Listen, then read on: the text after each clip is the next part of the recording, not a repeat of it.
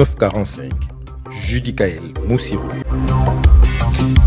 Ravi de vous retrouver sur votre chaîne de télévision. Vous avez eu raison de nous rejoindre. Bienvenue au 1945. Judicaël Moussirou. L'actualité des deux Congos et du reste de l'Afrique, c'est tout de suite en images et on se retrouve juste après. 1945. Patrice Motsepe ce mercredi à la résidence du Plateau, ce n'est pas pour parler au chef de l'État congolais Denis Sassou Nguesso de football, en sa qualité de président de la CAF, Confédération africaine de football, mais plutôt de mine, plus précisément du projet d'extraction de phosphate à Inda dans le département du Kwilu.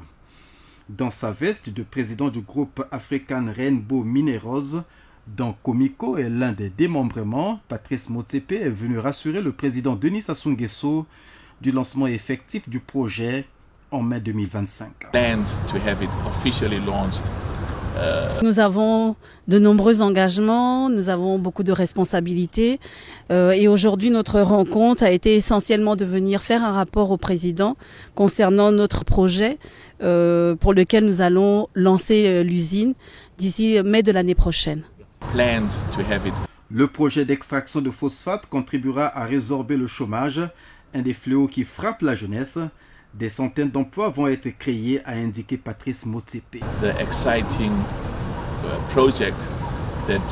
Il s'agit d'un projet très excitant pour nous, pour lequel nous allons faire des investissements significatifs.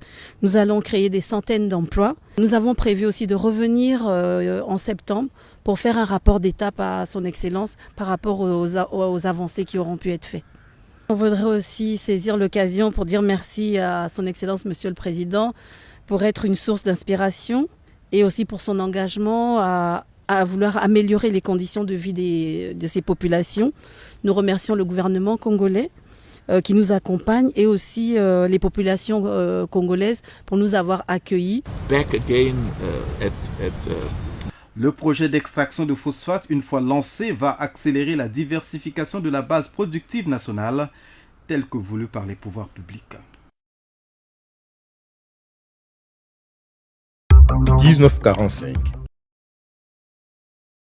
Un conflit d'intérêts est une situation dans laquelle une personne se trouve lorsqu'elle est chargée d'une fonction d'intérêt général qui entre en concurrence avec des intérêts professionnels ou personnels. Pour se conformer à la règle, le Premier ministre chef du gouvernement Anatole Koliné Makosso s'est rendu au siège de la haute autorité de lutte contre la corruption afin de remettre officiellement sa déclaration.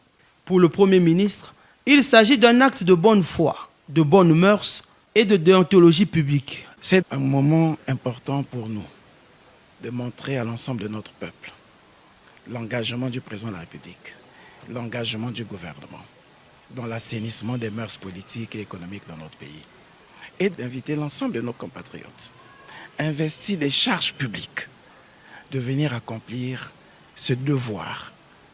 Parce qu'on a toujours tendance à penser que cela n'est que le fait de hauts dirigeants. Non, c'est tout cadre. Investir des charges publiques, investir des missions de service public qui devraient se mettre à l'abri de tout soupçon.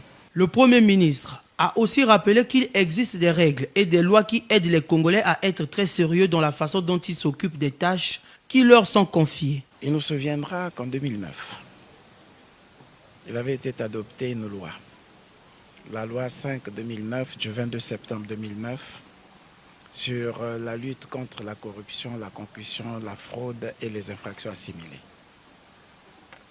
Cette loi a été actualisée en 2022 par la loi 9-2022 du 11 mars 2022 sur la lutte contre la corruption. Il nous souviendra qu'en 2017, par la loi 10-2017 du 7 février 2017, il a été institué un code de transparence et de responsabilité dans la gestion des finances publiques. Il nous souviendra qu'en 2019, par la loi numéro 3 du 6 février 2019, il a été institué la haute autorité de lutte contre la corruption. Et par la loi numéro 4 de la même date, il a été pris la loi qui fait obligation à toutes les autorités élues ou nommées de procéder à la déclaration de leur patrimoine. Et tout ce corpus législatif a conduit à l'adoption du décret 2022-467 fixant les modalités de prévention et de gestion des conflits d'intérêts. Vous voyez donc là la volonté politique, l'engagement du gouvernement à assainir les mœurs politiques dans notre pays et à créer les conditions d'une bonne gouvernance dans notre pays. La période pour déclarer les conflits d'intérêts à la haute autorité de lutte contre la corruption se termine le 30 avril. En cas de soupçon de corruption, un numéro vert est disponible à tout moment, le 10-23. 1945. Malgré l'existence de remèdes pour guérir le paludisme, de nombreux décès sont encore enregistrés sur le continent africain en raison du coût des antipaludiques. L'accès au traitement constitue également un défi, les hôpitaux publics étant souvent confrontés à des pénuries de médicaments et les établissements privés exigeant des tarifs exorbitants pour les soins. La plupart des établissements publics n'offrent pas le médicament exact qui permet d'éliminer la maladie du parasite du paludisme. Mais dans la plupart des cas, les gens choisissent d'aller dans des établissements privés où ils obtiendront un médicament plus rapide et de qualité, mais qui n'est jamais à la portée de leur bourse. Le Kenya continue de lutter contre le paludisme par des méthodes traditionnelles telles que la distribution de moustiquaires imprégnés d'insecticides, la pulvérisation des zones de reproduction et la promotion d'un diagnostic et d'un traitement rapide. Mais les experts affirment que des progrès ont été réalisés dans la fabrication locale de médicaments essentiels. Si nous investissons davantage dans la fabrication de médicaments et de médicaments essentiels, y compris les antipaludéens, nous serons probablement plus efficaces dans la résolution du problème au lieu de dépendre fortement de l'importation de médicaments. L'Afrique est fortement dépendante des importations en provenance de l'Inde et de la Chine, ce qui n'est pas viable. L'année dernière, la société Universal Corporation Limited, basée au Kenya, a reçu l'autorisation de l'Organisation mondiale de la santé de produire un médicament antipaludéen essentiel, la sulfadoxine pyrimétamine associée à l'amodiaquine. 1945. L'hôtel Hope qui surplombe la ville de Kigali est déjà sous le feu des projecteurs. Il doit recevoir en effet des migrants en provenance du Royaume-Uni. Ses employés sont à la tâche. Les premiers demandeurs d'asile seront expulsés vers le Rwanda en juillet. Ils bénéficieront de différents services d'hospitalité tels que l'hébergement. Nous avons une capacité d'accueil de 100 personnes car nous disposons de 50 chambres à 2 lits.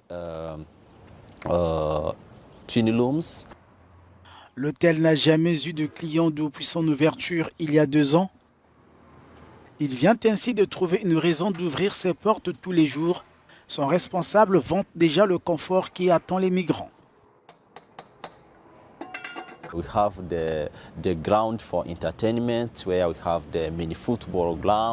Nous disposons d'un terrain pour les divertissements, d'un mini-terrain de football, d'un terrain de basketball et de volleyball. Nous avons la cuisine à l'intérieur et une autre à l'extérieur, nécessaire pour donner aux migrants la possibilité de préparer leur propre nourriture.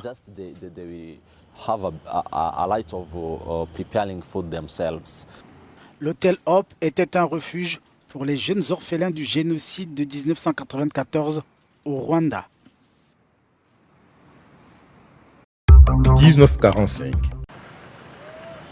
Au Mali, une partie des otages enlevés près de Bandjangara dans la région de Mopti a été relâchée. Il s'agit des femmes, des enfants, mais aussi des hommes, des dizaines de personnes, alors que le nombre total des otages n'est toujours pas connu.